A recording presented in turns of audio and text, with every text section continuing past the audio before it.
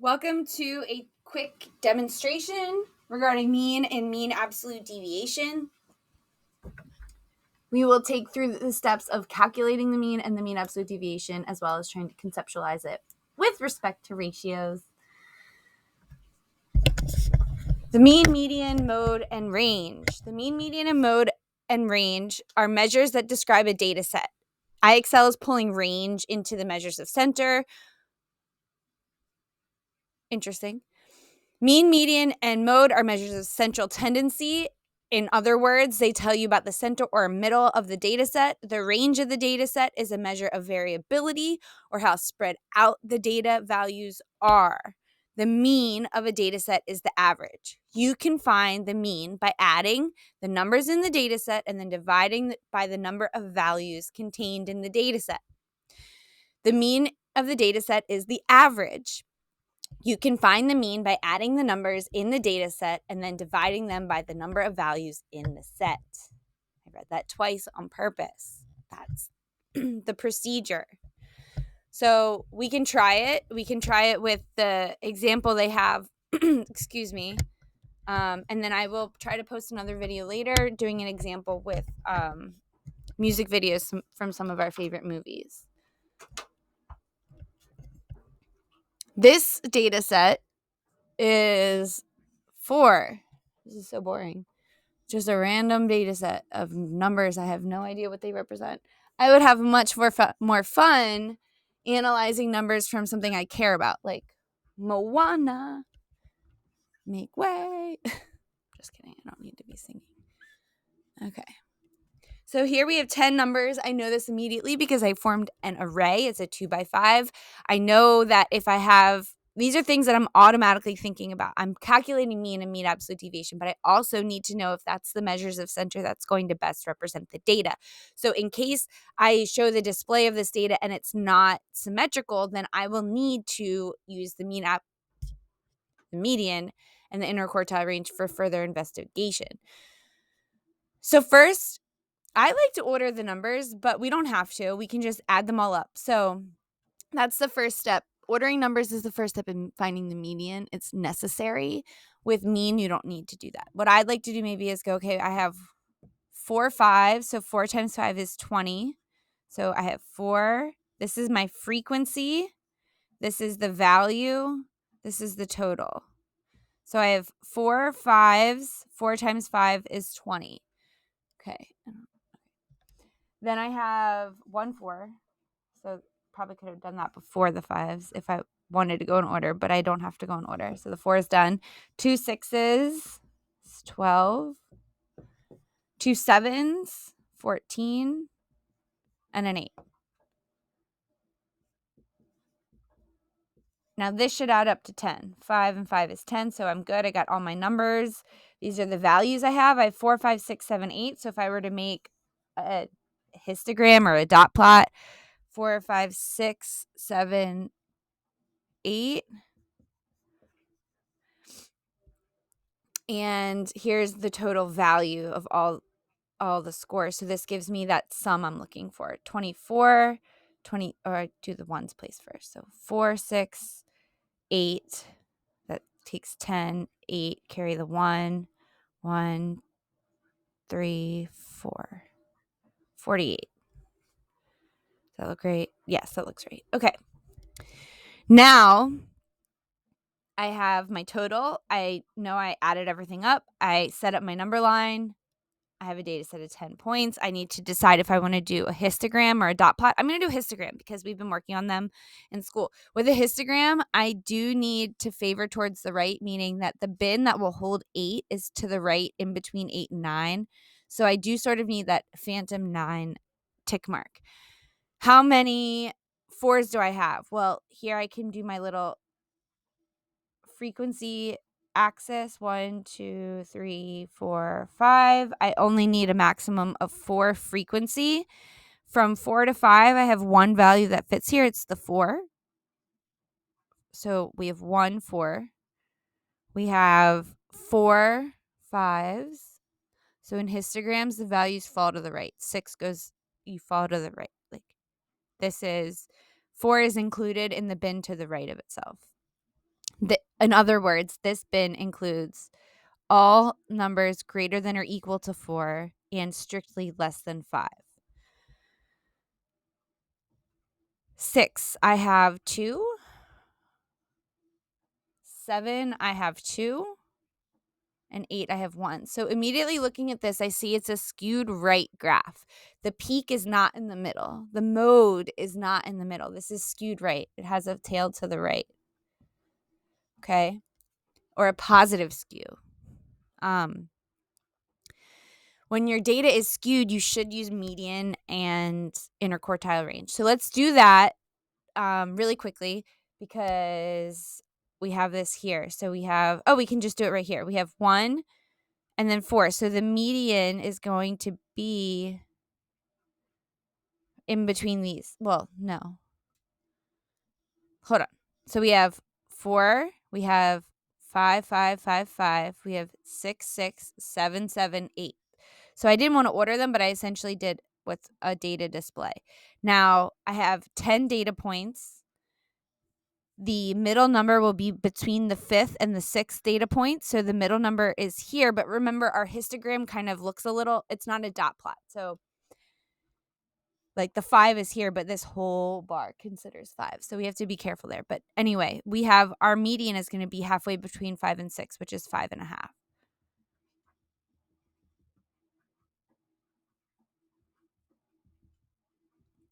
Okay, so that'll help us analyze our mean, especially if they're not close. Then we know the data is really skewed. It's just a little checkpoint. They should be close if the data is symmetric. They don't need to be close if the data is not symmetric. Our data is not entirely symmetric, but it's not terrible because it's such a small data set. So it might work just fine. We'll see. Now we have to take 48 as our total and divide by 10. So I hope those of you that are curious in bettering your mental arithmetic, dividing by 10 is your most favorite thing in the world because all you have to do is move that decimal point back, however many zeros there were, 100, 1,000, blah, blah, blah. So our mean is less than our median. Our mean is 4.8.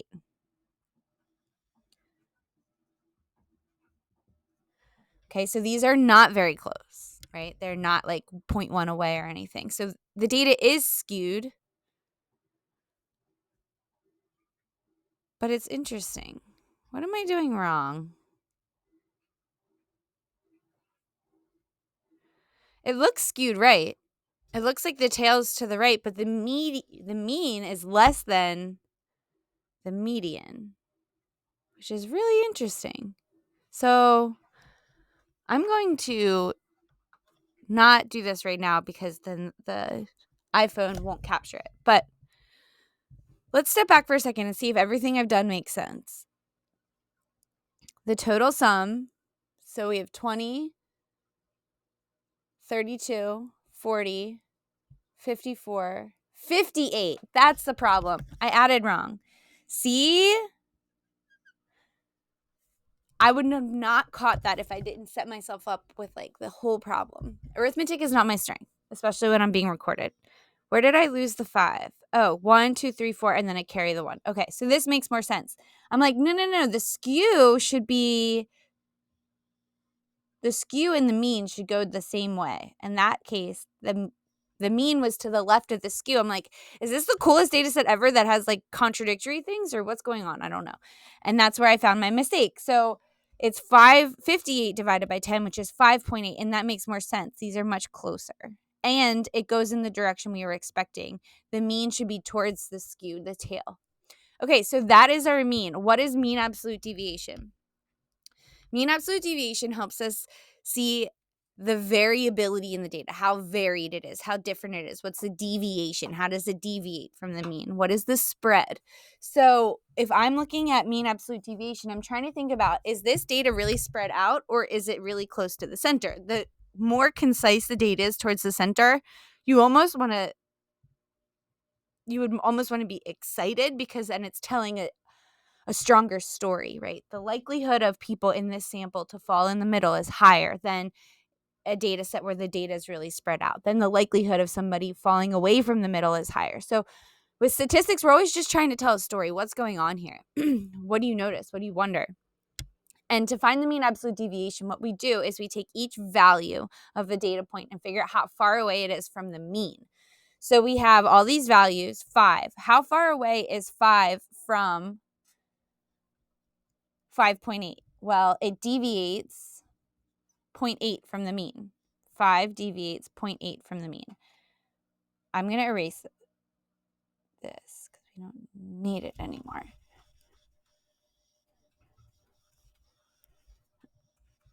Okay, so 5 deviates 8/10 from the mean, 5.8. The difference between 5 and 5.8 is 8/10. And we need to multiply that by 4. And it needs to be the absolute deviation, the positive. So that is the positive. Multiply by 4, 8, 16, 24, 32, so 0.32 is the value of deviation from all the data points that are at 5. So let's do a dot plot on top of this histogram. We have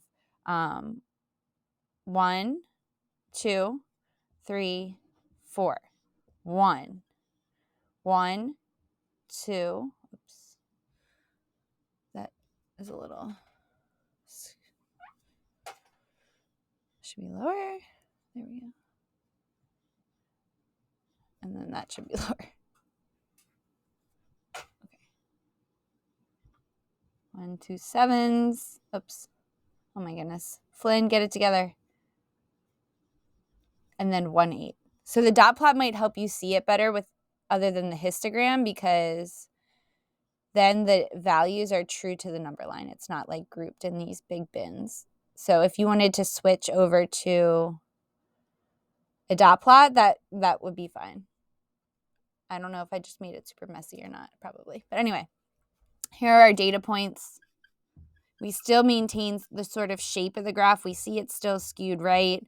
But now we have a dot plot instead of a histogram, especially since we're not grouping the bins. The bins are just going one by one. They're not being grouped to include 4 and 5, 6, 7 and 8 or something like that.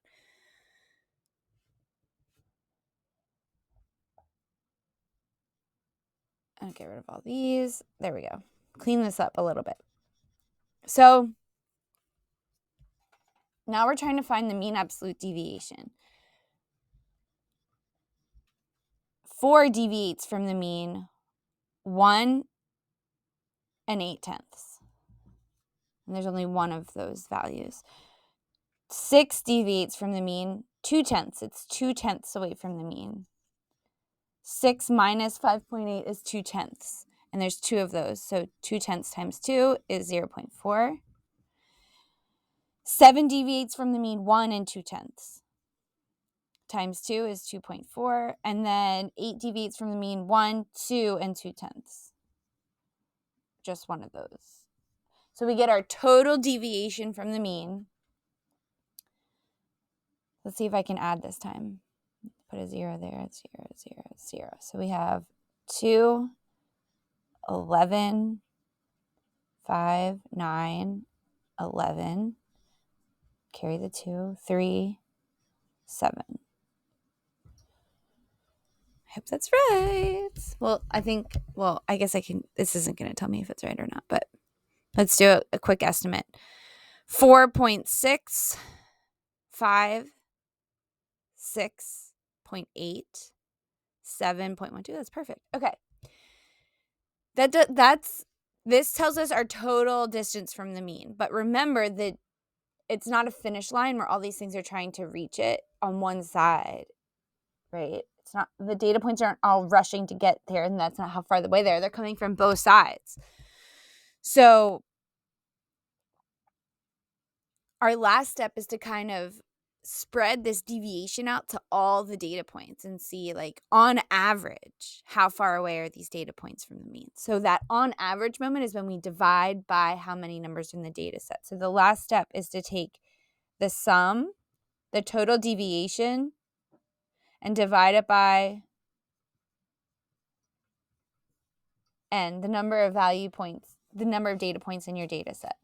So we'll take 7.12 and divide it by 10. And then we'll get 0.712 as our mean absolute deviation, which tells us that if you're within one mean absolute deviation of the mean, so 7.12, let's just say about 0.7, it'll be easier for me to add and subtract. So that takes us to the mean plus 1 mad, which is 5.8 plus 0.7, which is 6.5, about here. And then the mean minus a mad, so the mean minus a mad is 5.8 minus 0.7, and we get to 5.1. So technically, if you are within, not you, but if, say these, what could these be? These could be shoe size. I don't know. And if you're within one deviation of the mean, then you're considered typical. So according to this data set, if you're within this data set, if you are a part of this data set and your shoe size is in here, and this is you, then if you are a size 6, then you're considered normal amongst these 10 people, and only these 10 people. And then one more deviation away groups up something like this to 4.4, and then this will go over to 7.2. Right? And then, so these guys are going to be 2 mean absolute deviations away from the mean, and they're less typical, but still typical. And then the ones on the end, the 8 and the 4, are the least typical. And then we can use ratios to say 2 out of the 10 shoe sizes are very typical, very centered. 1, 2, 3, 4, 5, 6 out of the 10 are less typical, but still considered normal, like still considered representative of this sample, especially because the 5 is the mode. So, or you could say, you could do that. You could do 4 out of the 10 represent the mode. So this is the centered points. 2 out of 10, 20% of the data in here is considered close to the center, considered in the center. 4 out of 10 are considered the mode, but they're not in the center, not a perfect center. And then the other 3, the 7s, 2 out of 10, the 7s are not centered perfectly. They're 1 mad away from the center. And then we have 2 out of 10 that are the furthest, the least likely. It's least likely to be a 4 or 8. Equally likely to be in the middle as it is to be not centered as a 7, as it is to be not centered in the 4s or the 8s. So such small data sets, when you're looking at the ratios, it kind of seems a little like the ratios help you see the distribution of the data beyond just the center point, right? Like, what are the likelihoods of you drawing a random data point and it being in the middle? What's the likelihood of you drawing a random data point and it being a mode? Currently, it looks like that's the most likely thing to happen, is to land off center in the 5 category, in the bin with the 5s. Okay. I know this is going on almost 20 minutes, but I think some students will be grateful. Some students may not even watch, and that's perfect. You all do what you need to do. I want to create a quick box and whisker plot below this to see if 5 would be included in the center for the box and whisker plot. So the box and whisker plot, we draw a line down the middle for the median. Now, I've been given critiques that this is not the best ink, but there we go. Now you can probably see it. The minimum gets a point.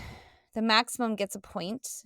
And then we need quartile 1 and quartile 2. So quartile 1, remember we had the 4, 5, 5, 5, 5 was quartile 1. So what we need to do is find the the middle value there. It's a 5.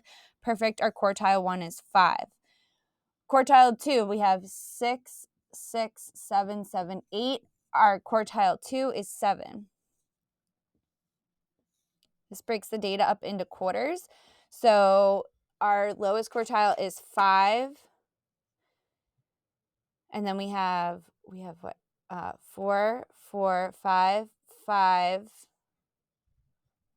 Are there 2 5s in here? I think so. No, this is a 5. That's why. Our median is not in the data set.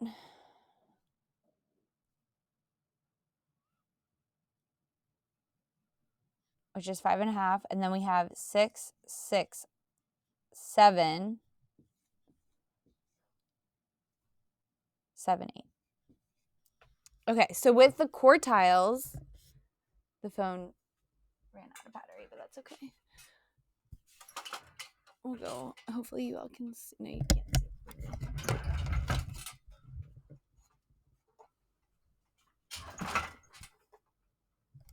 No, you can't see. Why can't you see? I think it's because of this light.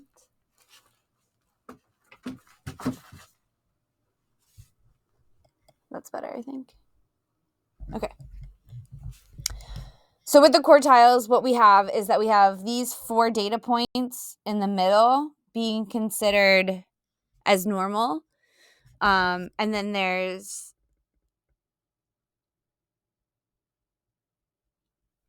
well, it's interesting because the data set's so small. We have 5, 5, and 6, 6 being considered like in the middle 50% of the data there. And so that gives us how many data points that are considered normal, all the 5s and 6s essentially, right? Because our median is 5.5, our quartile 1 is 5, and our quartile 3 is 7. So within the quartiles, it depends on if 7 gets pushed.